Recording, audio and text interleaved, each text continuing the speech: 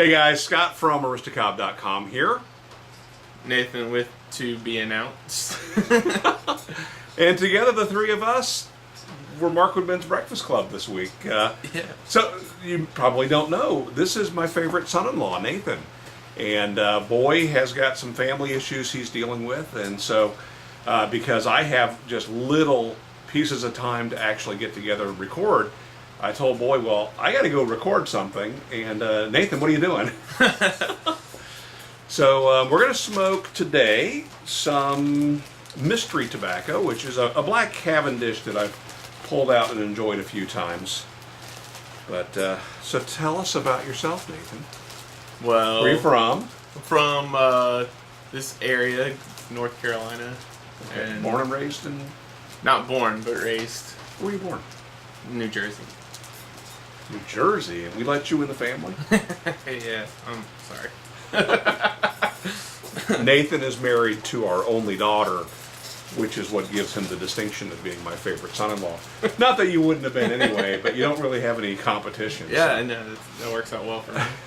A little bit about the noises. We have rain dripping on the ceiling. Behind you there's a space heater. There's a fire behind us in a wood stove that's tink-tink-tinking away. And Nathan's making some noises I'm not familiar with, so... Alright, hey, I made this before I got here. So, hopefully you've been watching Tobacco Advent. It's been going for about a week and a half now. And I thought part of what we would talk about today is I'd give some confessions about what's happened with Tobacco Advent.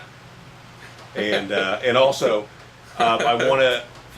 Part of the reason why I had Nathan here was there may be times throughout Tobacco Advent that I'm going to need to pull him in to record our tobacco tasting if Boy's not going to be available. So, background on him. His father-in-law, who is a 30-year, 3-pack-a-day cigarette smoker, who, thank goodness, through Seth's influence, switched over to e-cigs, has developed some pretty chronic health problems and is right now in the hospital over in Raleigh and dealing with some pretty bad issues in his lungs.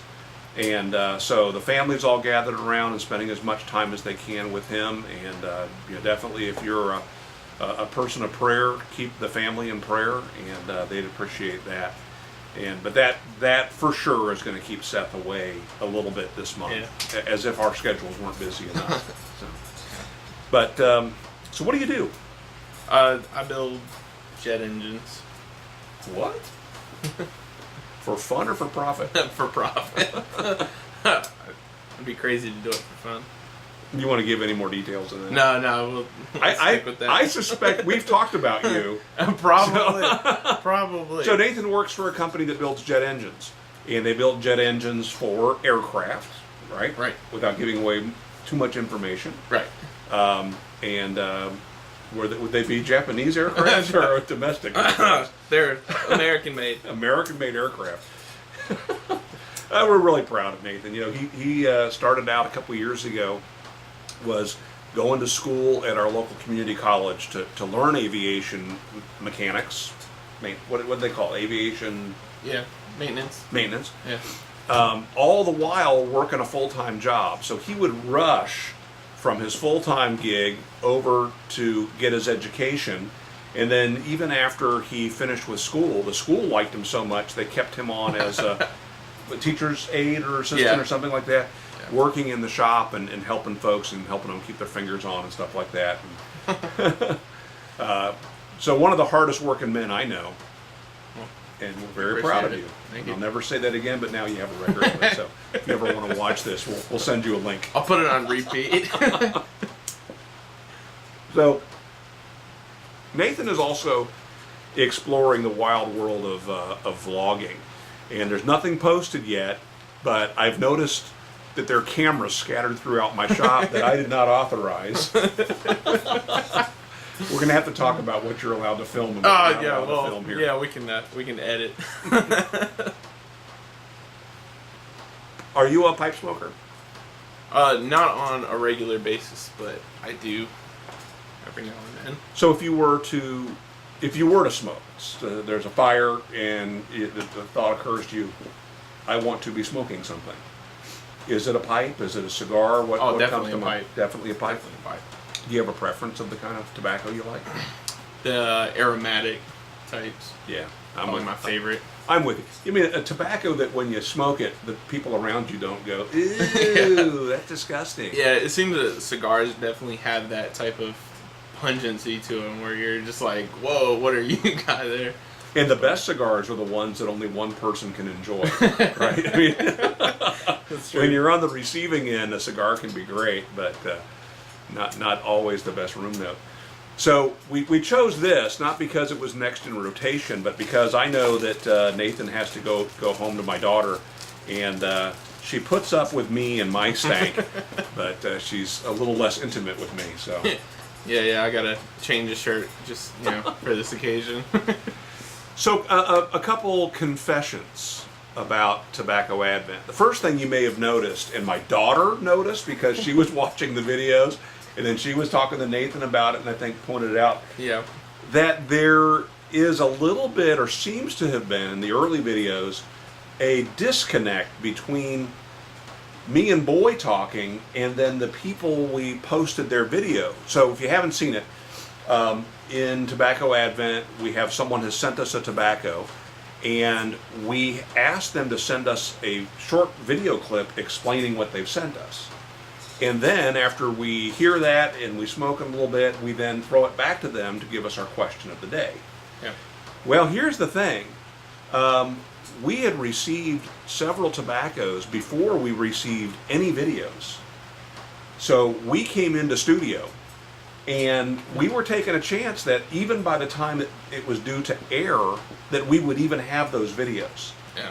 So for about a half dozen Mark Woodman Breakfast Club Tobacco Advent episodes of this year, we had no idea what they were saying. So I think of like Cane Rod Piper. Mike made, as he was talking about tobacco, he says, oh, he asked us to send us your least favorite. Well, I'm not about to send you 1Q since you like it so much. Of course I would have commented on that if I had known, because shame on you. Why didn't you send me your 1Q? Send me all of your 1Q. So anyway, that just to explain that awkwardness, that hopefully as we move forward, as long as we stay ahead, as if people get us samples early enough that we're not, rushing to get things edited, we'll watch your video and we'll respond to your video. Right. So that definitely was not our ideal choice. The other thing too is I travel a lot. This very week, when you're watching this video, I'm in Las Vegas. I don't travel at all. I travel once, so that's enough. Right? Busy with training as well, and so it's just hard. We have to pre-record some stuff. So hobbies? Playing instruments is probably my biggest hobby. What kind And now vlogging. what kind of instruments?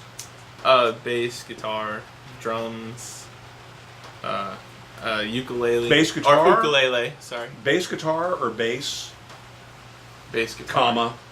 Guitar. Guitars and bass guitars? Yes, both. Okay. Both, yeah. And ukuleles? Yeah.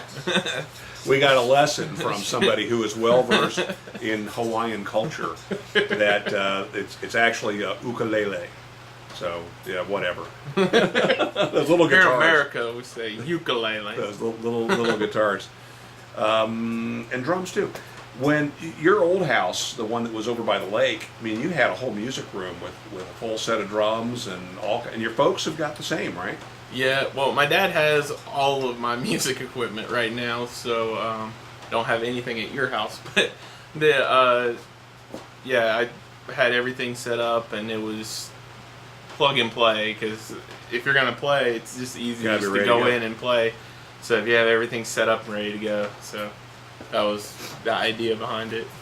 So, do any of your kids play anything yet? I mean, are they drawn to particular instruments? Jensen likes or Smuckers. They know Smuckers. Yeah. He likes the ukulele, and he also likes to bang around on the drums, which he has his own drum kit, but again, not set up because of the room and stuff. All right, BG? He likes banging on drums. Snake Bug? She likes singing. She does like singing. Yeah. She writes songs. Yeah. She sings about everything. Yeah. She's When awesome. she goes to my parents' house, she grabs the microphone and starts yelling into it and starts singing and stuff. It's really cute. Of course, to watch. Smucker sings about stuff too. He'll be walking around the house, and he's not just winging it and singing about, "Hey, I'm carrying the trash out now." I mean, he's got a song going. Yeah. He's even got where he knows how the song is supposed to go, so he can tell when you have the chorus change, the slight change in the chorus, towards the end. So he'll do that and stuff. So yeah, it's pretty awesome. So he's going to know how to milk a crowd then. Okay, key Oh, yeah. change. Bring it. Give me the applause. Yeah. So I want to talk with you a little bit about vlogging. So what do you? I know that he's got some really great ideas and some stuff that would be premature to talk about. Right. Right. Yeah. Some things have to do with trademarking and buying URLs and things like that. But what's the tie into vlogging for that? Well, kind of the idea behind that is sharing our experiences. So making people feel a part of what we're doing, and that's going to tie in a big part to our business plan of like what we're wanting to do. Okay. And also it's something that's challenging for me. Never really put myself out there, so it's a new challenge, and I think it's going to be great. Many of these folks know what it's like to hit the record button and to be staring at that little red light. I don't know if you noticed, I usually have a piece of tape over that red light, but I took it off just for you. Oh, thank you. Just so you could see it. Now, I shot a video last week for my work, and there were a few people there. There were videographers and some folks that were kind of acting as executive producers and so on. But I'm not uncomfortable in front of a camera as long as I don't have to be too scripted, right? If I can just have a general idea and just talk, and if something goes wrong, we just do it again, right? I was so unbelievably tongue-tied. and it didn't begin as nerves, but man, did it evolve into nerves. Right, yeah. I'm sweating, and the makeup gal keeps coming over and dabbing the sweat off of me. And it was just so weird to me. But there's pressure that comes from the little red light on the camera. And then there's pressure when there's folks watching you. And with vlogging, you got to be willing to say, okay, I'm about to walk into this restaurant. Maybe you get permission before you do that, right? Yeah. But I'm going to walk in, and there are people that are going to see me doing this, and lucky them. Yeah, really. That'll take some getting over some self-consciousness. Yeah, it kind of. So at work we did a process improvement group, and so in that we had to do a video, and it was just a little quick 2-segment shot. I mean, I don't even think they were a minute long, but we did it, and somebody complimented me on it and was like, "You did really good. We could hear you. You're clear." And so I was like, I always felt like I would always be really nervous in front of the camera. I mean, anytime we shot anything before, I was kind of clammed up a little bit and stuff. So I thought I was going to be nervous there, but it's just something that clicked, and I was just like, this You got bit by the bug, didn't you? This is not that bad. And so when I came up with this idea, and I was talking to Dana about it, and my wife, Dana, and we came up with this idea, and I was like, and vlogging could definitely be a big part of that, and I was like, well, just try it. Yeah. See how it goes. Well, I think the one lesson that I have learned and heard over and over and over again from people that are successful vloggers is you just have to do it. Yep. If you're waiting for the best equipment, you'll never have the best equipment. You'll never have the best lighting. You'll never have the best sound. The location will never be perfect. So if you're waiting for that, you're not going to be anywhere. Right. But just do it. In that your phone is not a terrible camera. You can start with that, or if you got a camcorder that you're a little embarrassed of because it looks like mom's camcorder, use it. There are times where Seth and I will be recording here. We'll be recording on our phone, or we'll be using a webcam, or we'll be using a Sony Handycam, and it just whatever it takes to get the job done. And in the end, at least with your generation, more people watch with their mobile devices than watch with a computer.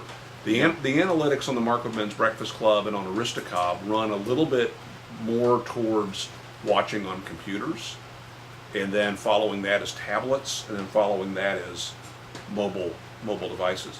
And I think it's just our age, right? The median age for most of our viewers skews a little more mature than a lot of the popular YouTube channels. You guys are still sitting at home. A couple of them. They could be in the library. I don't know. That's true. They can be on their laptop. You never know. Hey, but they're watching, right? Yeah. That's what matters, and hopefully they're being entertained. Right. Yeah. And this is worth their investment of time. So I didn't really have a particular thing to talk about, except for I wanted you guys to meet Nathan. So when he shows up in Boy's seat, it won't be just what happened. What happened to Seth? What happened to him? Where did he go? His hair turned red. Like one of those things that, like, whenever they switch over like a new co-host or whatever, they never say They don't what happened explain to the old co-host. Like, well, he's not there anymore. Did you ever watch the Roseanne show? Did you watch it enough to know about the change in the older daughter? They were a couple seasons in, and something happened with the actress. Things were not going well between her and Roseanne Barr, and so they swapped the actresses. And so Roseanne, on that episode where they were debuting this new gal, she comes walking into the kitchen, and the kids are all sitting at the table, and the new girl says, "Hi, Mom." And she just kind of looks at her, does a double take, and that's it. They never explained it. She just... But there was that little bit of... They did the same thing in Fresh Prince of Bel-Air, the mom switch. Oh, they did do the mom, yeah. I gotta be honest, I didn't notice. Sorry. Well, they did the same thing on Bewitched with Darren. I did notice that one, though. Yeah. Dick York and Dick Sargent. They had to go out and get a new Dick, apparently, for the show. I don't know what that was a criteria for it, but it seems to be. I mean, Why couldn't he have been Richard? Why with a new character? Yeah, I don't know. So maybe jump on Wikipedia and find out the answer to that. All right, so we're going to wrap this up. Guys, thank you for joining us today. Thank you for filling in that seat. Yeah, thanks for having me. It's a big seat to fill, isn't it? It is a big seat to fill. And Tobacco Advent continues on, so we will see you tomorrow right here.